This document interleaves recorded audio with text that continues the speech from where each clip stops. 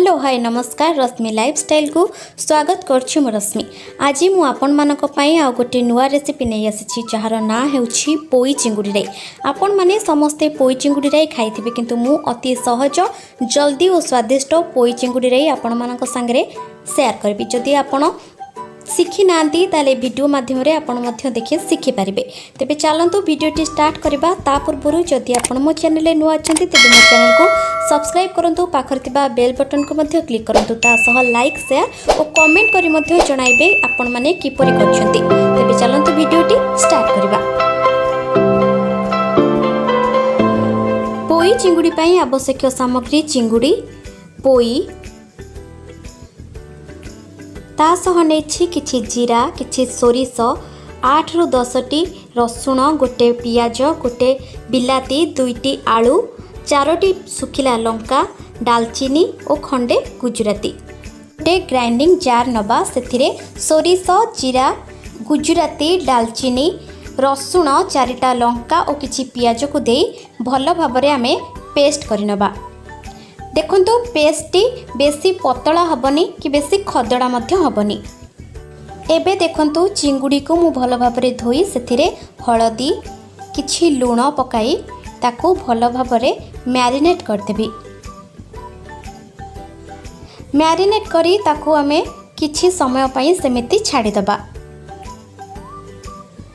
तापरे एबे मु आलू, बिलाती और पोई को मध्य काटी रखि देछि। ता सह पोई पत्र को मध्य काटी रखिछि। एबे आमे गोटे कढ़ई रे तेल को गरम करिबा। आमे रिफाइन तेल यूज करछे एठी। सेथिरे पकाइबा मैरिनेट होइथिबा चिंगुड़ी को, ताकू भल भाबे भाजिबा।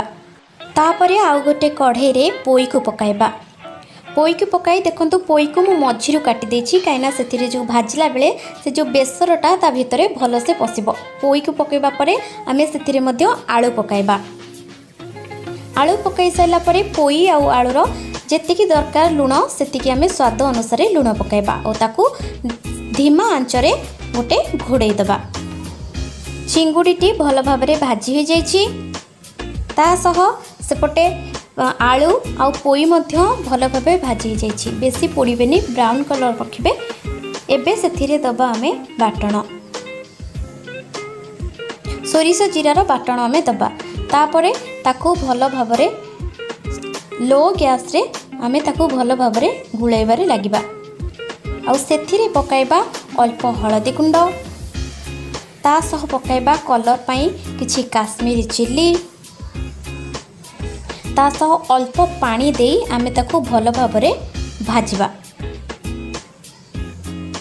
जेमिति मसलाटी आलू आ पोई भितरे पसि जिवो। हल्का आंचरे भाजुथिबे, नहले मसला पोड़ीबार मध्य संभावना रहिछि। देखंतु एबे मसला हेइ गलानी। तापरे मु दउछि पोई पत्र। पोई पत्र मध्य पकेई ताकू भल भाबरे घुळेइबा, जेमिति पोई रे मध्य मसलाटी भल भाबरे लागि जिवो। एबे सेथिरे दबा आमे बिलाती।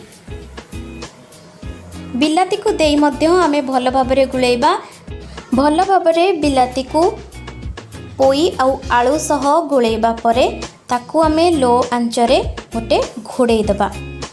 किछि समय पई घोड़ाई दबा। देखंतु एबे बिलाती मध्य मिसी गलानी, पोई आउ आलू मध्य सिझी गलानी।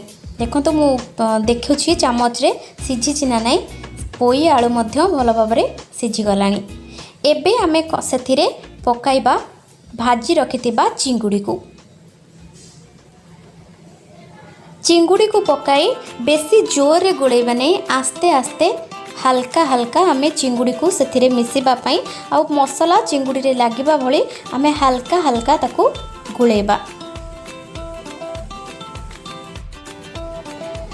एबे हमरो पोई आलू आ चिंगुड़ी रू देखंतु फुटिबा आरंभ कलानी पानी, ता माने हमरो पोई राईटी संपूर्ण हेइ गलानी।